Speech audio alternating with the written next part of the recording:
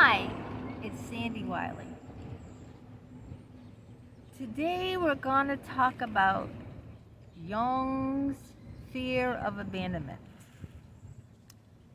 Now, if you listen to my other videos or read my books, you are aware that my mental illness is borderline personality disorder. And one of the main things, the top things that characterizes this mental illness from all others is the fear of abandonment. That's the number one thing about borderlines characteristic, is their intense fear of abandonment. They also can't regulate their emotions. They act out on impulses. They also can hurt themselves, self-harm, and a host of many different other things. But the topic of today's video is Jung's fear of abandonment. Now, I'd like to say what's interesting is that many people thought that Jung himself had borderline personality disorder. I looked that up. I googled Jung and borderline personality disorder, and some people thought that he had it.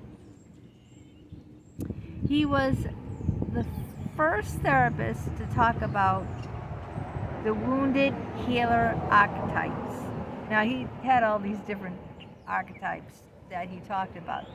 Now, what he means by wounded healer archetype is that most people go into this profession because they suffered trauma and they're not healed themselves.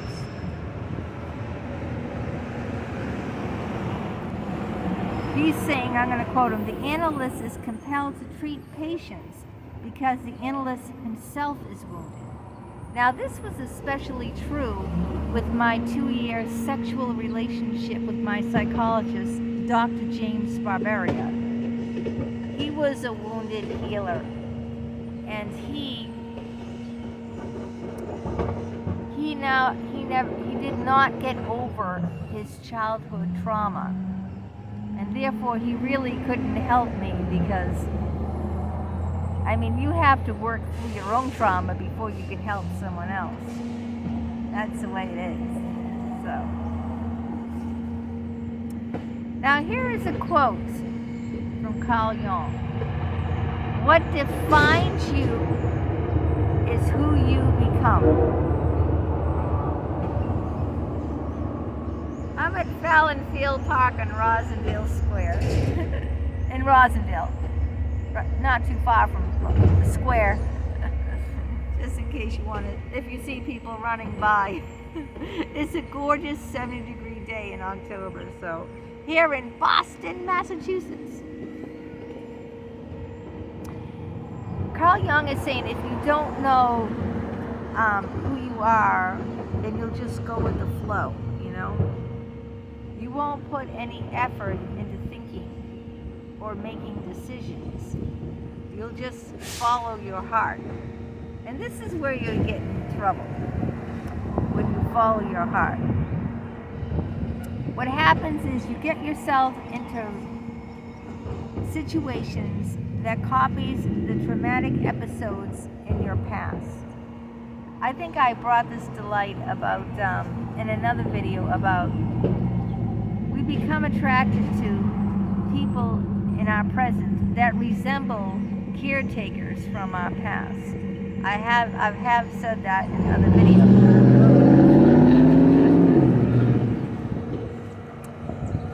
If you were neglected, or worse yet, if you were abused, right, and you just follow your instincts and follow your heart, you will choose a life partner. And you will repeat that same pattern. So if you came from a childhood where you were, neglected or abused, and you don't really do the self-work that Jung is telling you to do, and you're not consciously aware of that, then you will pick out a partner like your mother or father and repeat that abuse, that pattern all over again. Now, He's saying the immature element of the psyche is this example of this fear of abandonment. And this fear makes you search for the same type of dysfunctionality that you had in your past. Like, I don't get that, you know? I don't understand why a fear of abandonment would make us search for it again if we've already experienced it in our childhoods, you know? I'm just trying to understand. Maybe it's because, you know, people get comfortable and used to something, even if it's bad for them, and it feels safe, even though it isn't safe. You know, it's kind of like bizarre, you know? Have you heard stories, now I'm not quoting anyone, I'm just thinking this out loud, it just came to my head, of people that have been in jail for so long that when they're released from jail after they serve their time, they don't know how to function in the real world because they're so used to so many years behind bars that those people break the law again just to go back to jail. I've heard of that. I've read that, not recently. This is a while ago, but so this is what he's saying. If you're not aware of that, you know, then you will repeat that pattern. If you've had a traumatic childhood, a traumatic past from your caretakers, and you're not consciously aware of that, you know, then you will repeat that pattern, even though it's very bad for you, because it's familiar and you're scared. You don't know in any other way. Just like the example I gave you about someone who's been in jail behind bars for years and years, then is released and they don't know what to do or how to function because they're so used to living in confinement that it becomes overwhelming, you know, having their freedom, that they break the law and go right back into prison because they're just repeating it. They're not aware. So they keep getting into dysfunctional situations. He says to overcome this fear of abandonment, one needs to have a clear vision where you want to end up. Well, I don't want to end up hurt and abused like I was with Jim. I want to be where I am now in a safe, secure, mature relationship with my husband who doesn't abuse me physically, emotionally, or verbally. He does not abuse me.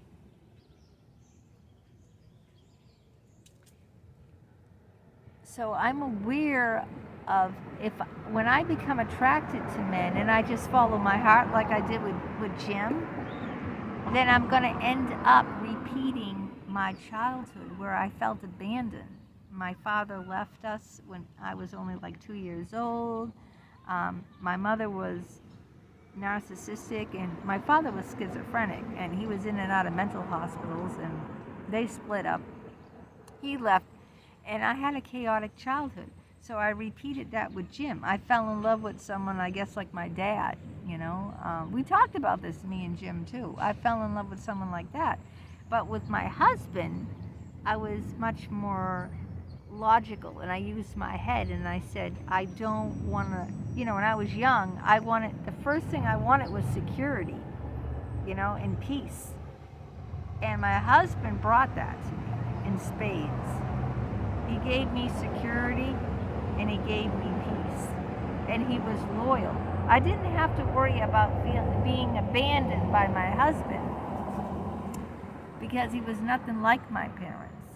You see, he was, you know, he was consistent, he was faithful, he was devoted to me, he was loyal. So I didn't follow my heart, but I followed my head. When I married him, I was sure that this is what I needed. And here I am, 36 years married. What does that tell you? When I followed my heart, I was fighting with Jim like this constantly, so afraid he was going to leave me, He was physically, emotionally, and sexually abusive to me. And I was just repeating the patterns of my childhood and feeling, having that deep-seated fear of being abandoned. And I was abandoned by Jim, and I was abandoned by Dr. Richard Geist, and I was abandoned by Dr. Jeffrey Fortgang, the Yale guy. I was abandoned by all of them because I didn't think clearly. I didn't have a vision of how do I want to end up. I just followed my heart. That's what he's saying. If you, just go with the flow, follow your heart, this is what's going to happen to you, So, in order not to feel abandoned, you've got to know what you want. You've got to recognize your, patterns of dysfunctional people.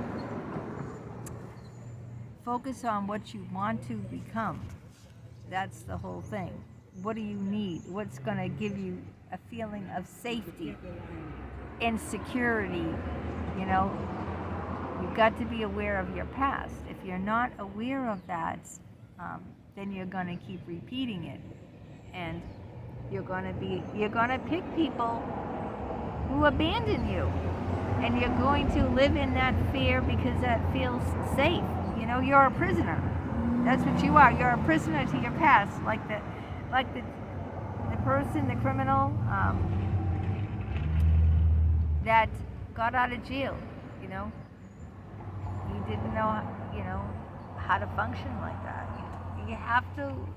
Some people think they deserve what they get, especially battered women.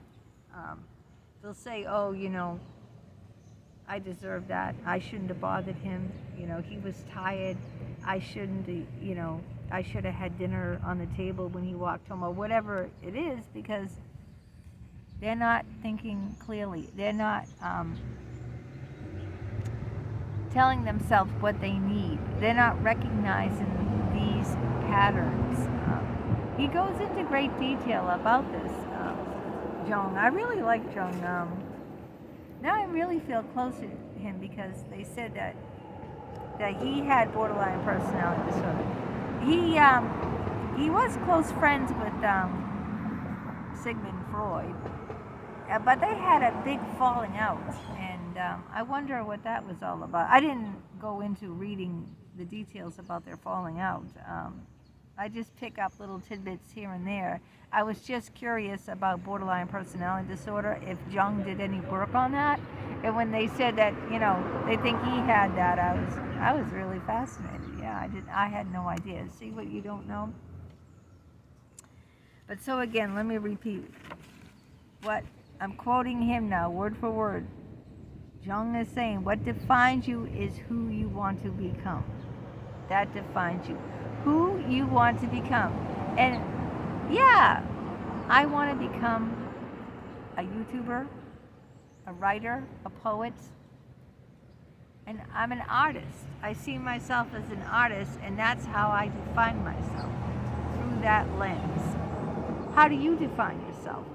I hope it's just not like, I hope it's more than your occupation, I hope it's more than like, well, I'm a psychologist, I'm a teacher, I'm a doctor. Those are great things to be. I'm not saying, but I think that, how the last video I said how you can over-identify with those occupations?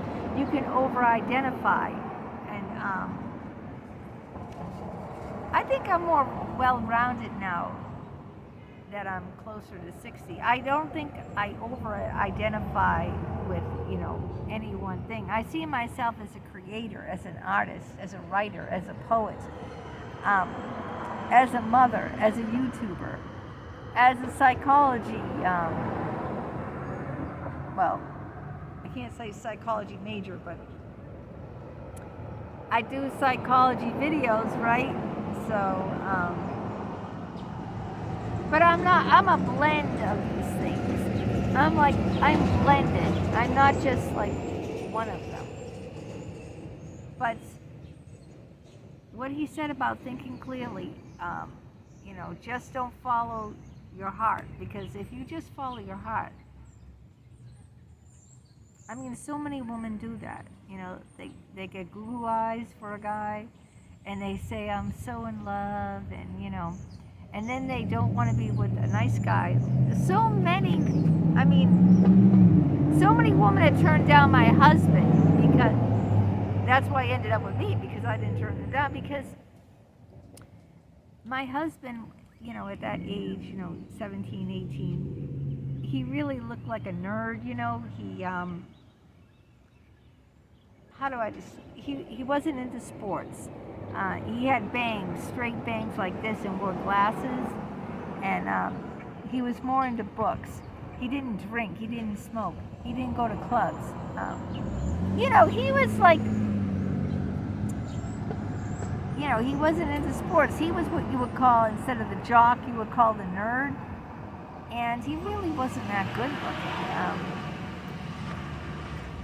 And he asked girls out, and they really didn't want to go out with him in college, because they wanted, he was a virgin when we met. He didn't even kiss a girl. He had zero experience. So I think girls like someone older, or someone at least with more experience, you know? Someone who, you know, has experience in life. And that's why I also was attracted to Jim, because Jim had life experience. He'd been with dozens of women. He'd been he was married. He had relationships. He owned a house. He had his own practice. He was a doctor. He was, you know, he was almost 60 years old. So he had life experience, and he was handsome. He had a six-pack. He had rippling biceps, you know. He had jet black thick hair, and he was confident. He came across as, you know, not arrogant. He didn't come across like that, but he came across as confident, outgoing, you know, charismatic, very charismatic, liked to joke. He had interests. He could talk intellectually. He was intelligent.